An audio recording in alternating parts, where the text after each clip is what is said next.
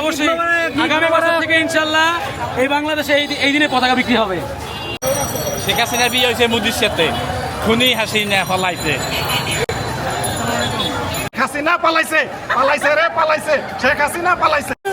ফাঁসি চাই, ফাঁসি চাই, শেখ হাসিনা পালাইছে রে পালাইছে, পালাইছে রে পালাইছে,